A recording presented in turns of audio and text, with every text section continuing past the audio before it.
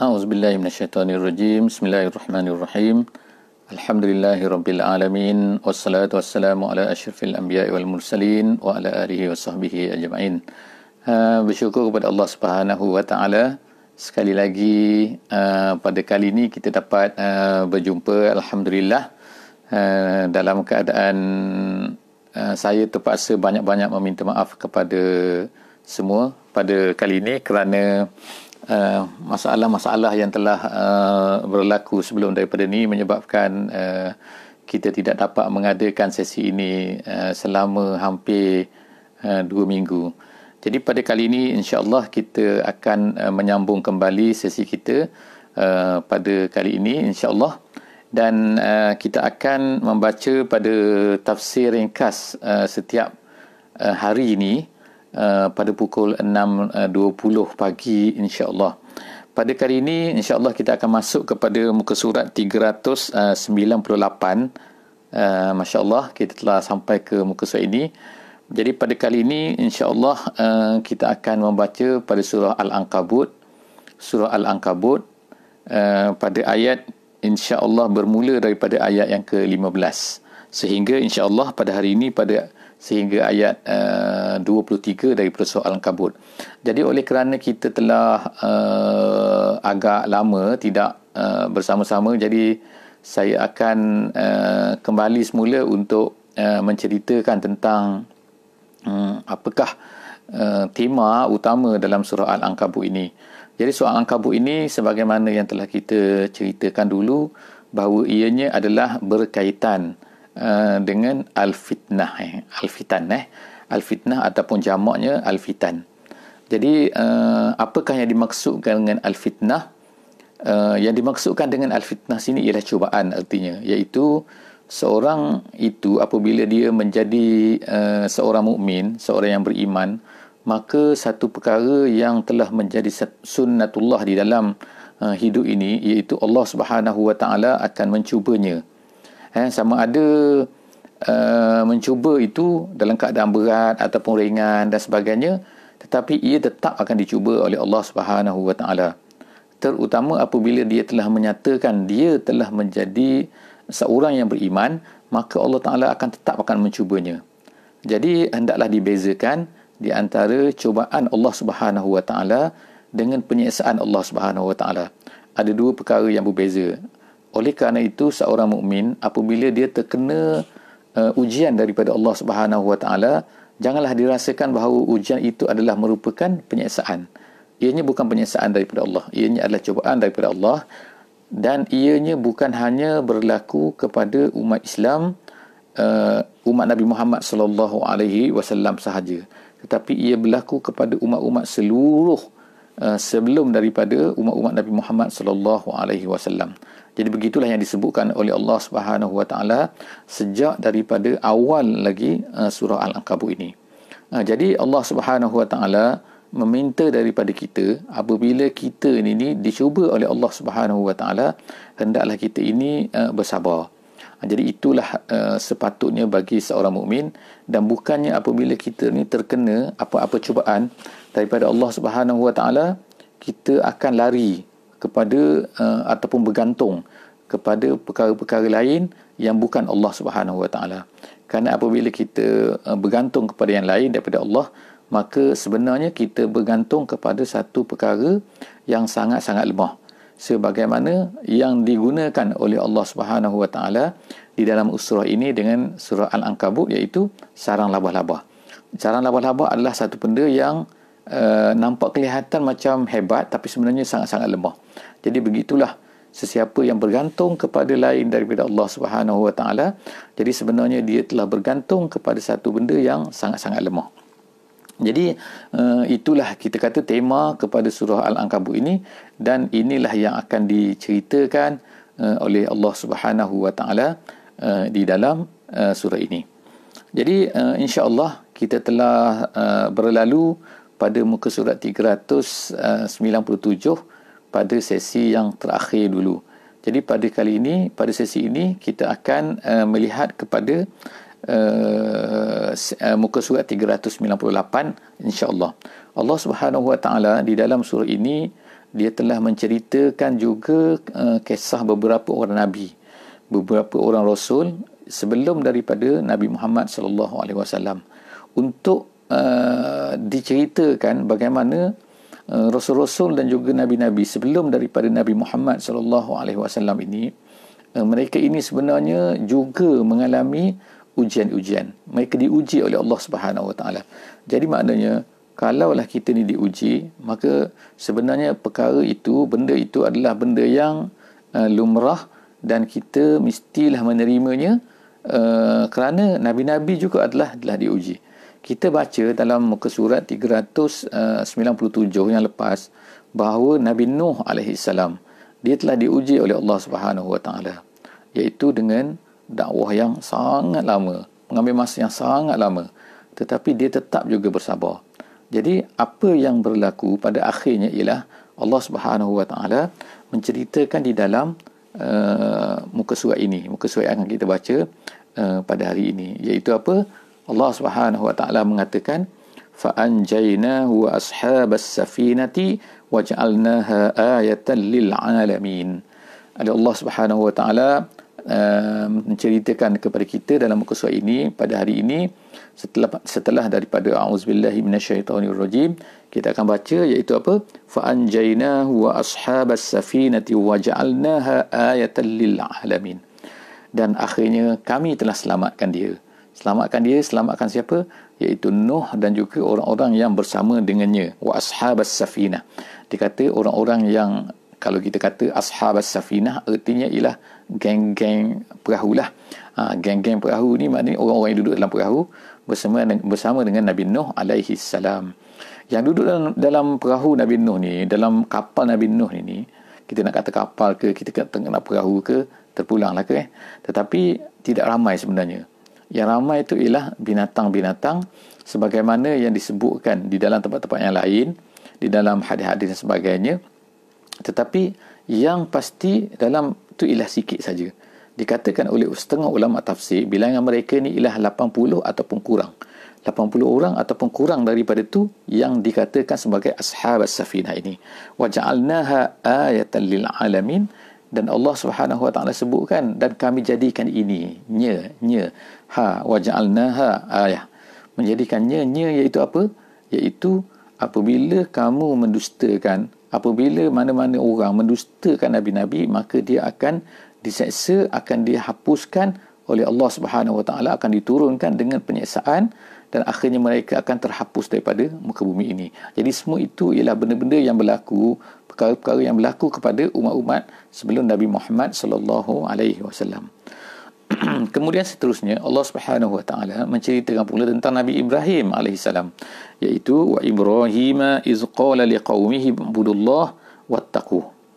Sekarang Allah Taala cerita pula tentang kisah Nabi Ibrahim. Apa kisah Nabi Ibrahim ni? Iaitu, dan Ibrahim ketika dia berkata kepada kaumnya, Nabi Ibrahim berkata dua perkara, mengajak mereka kepada dua perkara yang besar, iaitu wa'budullah, berhambakan diri kamu kepada Allah, wattaquh, dan takutlah kamu kepada Allah Subhanahu Wa Taala. Maknanya artinya ialah wa'budullah, kita nak menjadi hamba kepada Allah Taala saja, dan kemudian bukan menjadi hamba semata, tapi hamba yang takut kepada Allah Subhanahu Wa Taala. Ada dua perkara, al-ibadah wa taqwa. Kemudian zalikum khairul lakum. Allah Taala berkata itu semua itu tu apa? Iaitu itu dua perkara tadi. Iaitu al-ibadah wa taqwa, itu sebenarnya lebih baik bagi kamu. Lebih baik bagi kamu apa? In kuntum ta'lamun, kalau kamu mengetahui. Lebih baik daripada apa? Daripada apa yang kamu sedang buat sekarang ni. Apa yang dibuat oleh mereka, iaitu beribadah kepada lain daripada Allah, dan juga bertakwa lain daripada Allah Subhanahu Wa Taala. Kemudian Allah Taala sebut lagi, innama ta'buduna min dunillahi awthana wa takhluquna ifka. Innal ladzina ta'buduna min dunillah la yamlikuna lakum rizqa fabtaghu indallahi rizqa wa'buduhu washkuruhu lah ilaihi turja'un. Jadi perkataan ini masih lagi sebagaimana menurut pandangan kebanyakan daripada ulama ialah masih lagi perkataan Nabi Ibrahim alaihissalam. Apa Nabi Ibrahim kata? Innama ta'buduna min dunillahi awsana. apa yang kamu sembah selain daripada Allah ni sebenarnya adalah authana. Adalah kita nak kata patung ke, kita nak kata berhala ke dan sebagainya. Tetapi manusia ni dia menyembah macam-macam ada kadang-kadang menyembah sesama manusia sebagaimana yang berlaku kepada Firaun. Ada juga yang menyembah hawa nafsu mereka sendiri. Ada yang tak percaya kepada Tuhan, jadi mereka ikut pemikiran mereka sendiri. Apa yang berlaku pada hari inilah yang kita tengokkan. Jadi maknanya Allah Subhanahu Wa Taala sebut, apa-apa yang kamu sembah semua ni adalah authanan, adalah benda-benda yang patung-patung, berhala dan sebagainya, yang mana sebenarnya itu semua tu adalah wa takhluquna ifka. Sebenarnya hanyalah benda-benda yang kamu ciptakan. Ifka ni adalah ifkun hadisul ifki itu. Hadisul ifki maknanya peristiwa pembohongan. Jadi ifkun itu ialah pembohongan. Jadi apa-apa sebenarnya yang disembah oleh manusia pada hari ini sebenarnya semua itu adalah pembohongan sebenarnya. Pembohongan artinya ialah tidak ada apa, tapi manusia yang kata dia ni bernyawa, dia ni ada, dia ni Tuhan dan sebagainya. Jadi semua benda itu adalah ifkun. Jadi samalah apa yang berlaku di zaman Nabi Ibrahim alaihissalam dengan apa yang berlaku di zaman sekarang, dan sampailah bila-bila begitulah. Manusia ni sebenarnya mencipta satu benda, dia kata benda tu hidup. Dia yang mengukir bentuk-bentuk tu, dia mengukir patung-patung tu, dia buat daripada batu, dia buat daripada kayu, dia buat daripada apa-apalah kemudian dia kata itulah Tuhan. Jadi dia ifkan, dia mengatakan pembohongan itulah Tuhan. Jadi akhirnya daripada satu generasi anak-anaknya mengikut ayahnya, ayah mengikut, begitulah seterusnya. Manusia ini ditipu oleh Allah, oleh mereka itu, untuk mengatakan bahawa Allah ini sebenarnya bukan Tuhan. Akhirnya Allah itu ditiadakan oleh mereka ini. Jadi sebab itulah Allah Ta'ala sebut sini wa takhluquna ifka, kamu mengada-ngadakan pembohongan. Pembohongan itu innal ladzina ta'buduna min dunillah la yamlikuna lakum rizqa. Kemudian Allah Ta'ala sebut lagi, apa-apa yang kamu sembah ni semua tu tak boleh memberi rezeki pada kamu. Siapa yang memberi rezeki? Memberi rezeki itu Allah Ta'ala. Yang patung-patung tu kita yang memberi rezeki pada dia. Manusia buat tu kan. Jadi tengok manusia meletakkan buah limau lah, manusia kan beri inilah, macam-macam, beri bunga, macam-macam manusia ni kan beri, seolah-olah macam memberi makanan. Dia kata patung tu nak makan lah, kalau tak beri bunga macam mana dia lapar, macam-macam. Jadi maknanya semua bukan mereka, benda tu memberi rezeki kepada mereka, tapi mereka tu seolah-olahnya macam memberi makanan dan sebagainya kepada benda tu. Mereka terpaksa jaga benda tu. Bukan Allah Ta'ala jaga, sepatutnya Allah Ta'ala yang jaga. Jadi sebab tu Allah Ta'ala sebut kat sini, fabtaru indallahir rizqa, hendaklah kamu cari, fabtaru indallah ar-rizqa, daripada sisi Allah itulah rezeki sebenarnya. Wa'buduhu washkurulah. Dan Allah Ta'ala kata hendaklah kamu beribadah kat sini, dan hendaklah kamu bersyukur. Jadi ada dua benda lagi kat sini, iaitu ibadah dan syukur. Tadi ada al-ibadah dan juga at-taqwa. Jadi maknanya kalau kita gabungkan ni, kita akan nampaklah satu senarai perkara-perkara yang merupakan tanggungjawab kita sebagai manusia kepada Allah Subhanahu wa Ta'ala. Ilaihi turja'un, dan kemudian yakin bahawa kita ni kembali kepada Allah Subhanahu wa Ta'ala. Wa in tukazzibu faqad kazzaba umamum min qablikum. Kemudian kita sampai kepada ayat 18 ni, Allah Subhanahu Wa Ta'ala sebutkan, kalau kamu ni mendustai. Jadi kata-kata ini, kata-kata kalaulah kamu ni mendustai ni, kata-kata siapa? Ada dua pendapat ulama kat sini. Pendapat yang pertama mengatakan ini masih lagi kata-kata Nabi Ibrahim alaihissalam, yang berkata, kalau kamu dustai aku, maka sebenarnya umat-umat dulu pun mendustai, samalah seperti yang kamu buat ni. Jadi siapa umat-umat terdahulu daripada Nabi Ibrahim alaihissalam, iaitu Nabi Nuh, Nabi Syis, Nabi Idris dan sebagainya. Itu adalah umat-umat sebelum daripada Nabi Ibrahim alaihissalam.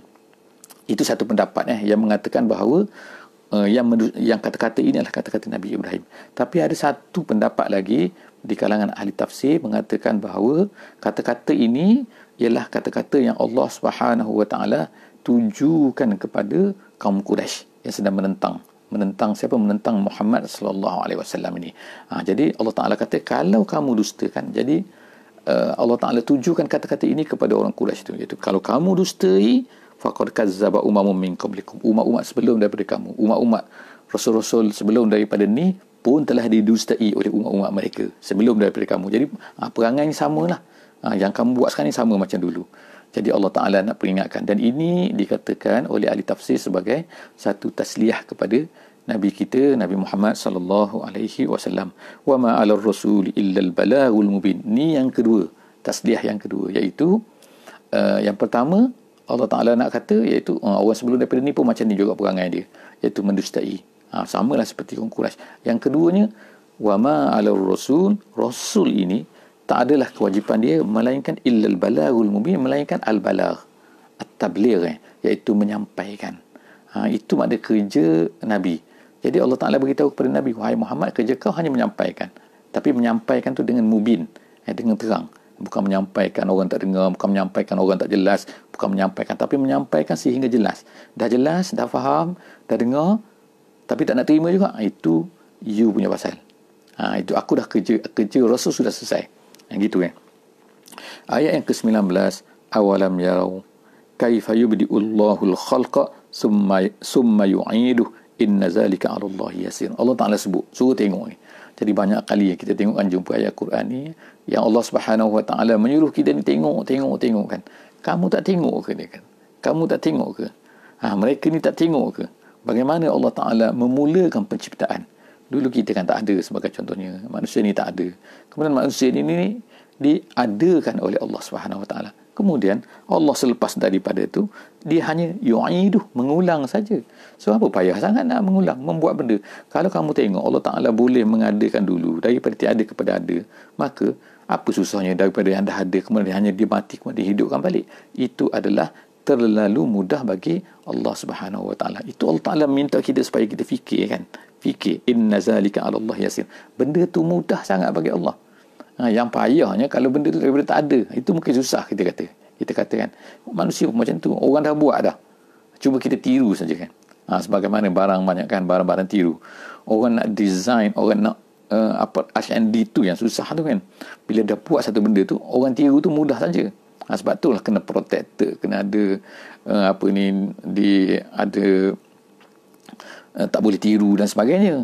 Sebab apa? Tiru ni lebih mudah. Jadi Allah Subhanahu Wa Ta'ala nak sebutkan kat sini, kalau kita fahamkan bahawa kalaulah Allah Ta'ala boleh ciptakan kita ni daripada tak ada kepada ada, kemudian sekarang ni hanya untuk mengadakan kembali lagi, itu hanyalah satu benda yang sangat mudah bagi Allah Subhanahu Wa Ta'ala. Seterusnya, kul siru fil ard fanzuru kaifa bada'al khalq. Allah Ta'ala suruh kita berjalan. Orang Arab pun berjalan, kita pun sekarang suka berjalan kan. Sekarang tak boleh lah kan, sebab apa, COVID-19. Tapi selepas ni kita berjalan lagi.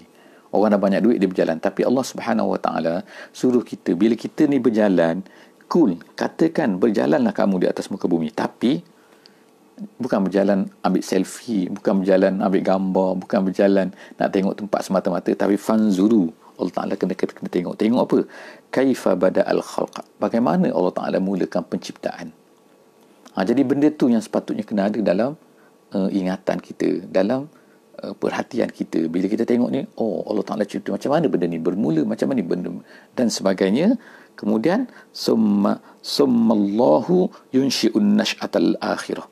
Kemudian Allah Ta'ala lah yang memula lepas daripada tu ialah dia akan melahirkan semula, membentukkan semula kan. Kemudian seterusnya daripada innallaha ala kulli syai'in qadir. Allah Ta'ala ni mampu untuk buat apa saja. Seterusnya, yu'adzibu man yasha wa yarhamu man yasha wa ilaihi tuqlabun. Allah Ta'ala dia nak seksa siapa, dia nak bagi rahmat pada siapa. Allah Ta'ala sebutkan sini, yu'adzibu man yasha. Tapi ahli tafsir menyebutkan Allah Ta'ala ni menyeksa, dia nak menyeksa siapa. Kalau ikutnya dari segi undang-undangnya, dia yang cipta, itu benda tu adalah benda dia nak buat macam mana terpulang lah.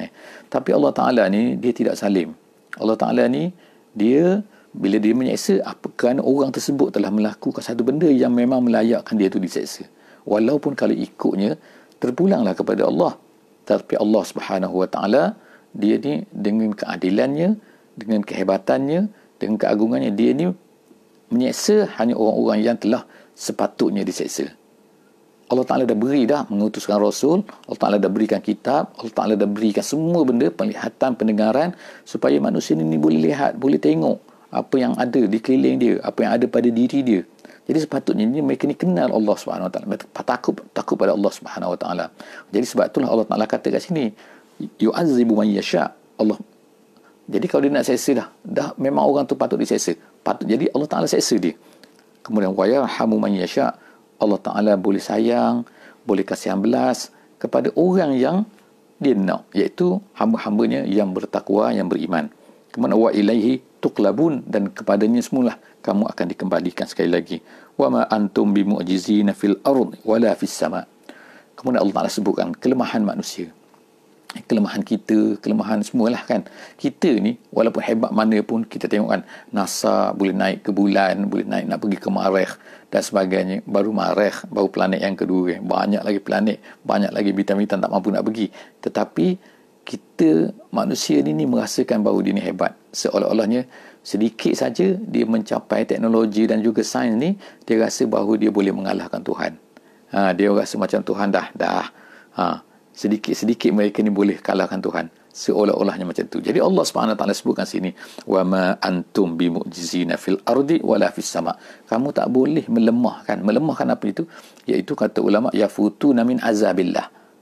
Kamu tak boleh lari daripada azab Allah.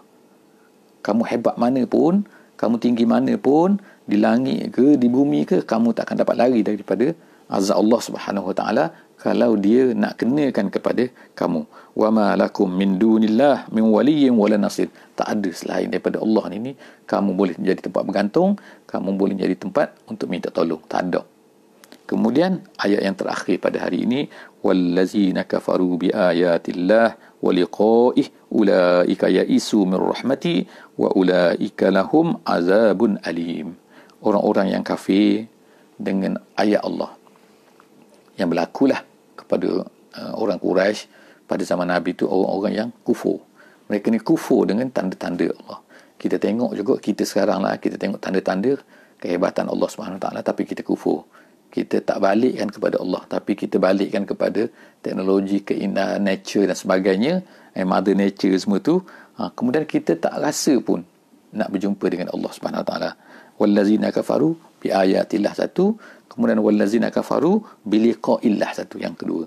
Jadi dua benda Allah Taala sebut kat sini. Mereka ni kafir dengan tanda-tanda Allah, mereka kafir dengan berjumpa dengan Allah, iaitu pembalasan Allah, iaitu akhirat, kebangkitan semula dan sebagainya. Mereka itu adalah ya'isu min rahmati.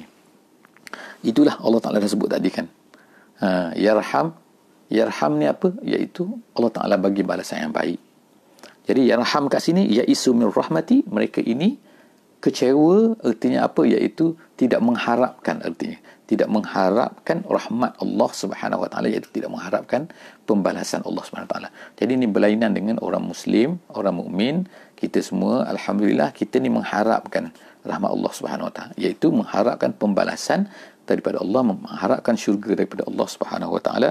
Wa ulaika lahum azabun alim. Allah Taala kata bagi mereka, orang yang macam tu, bagi mereka adalah azab yang pedih.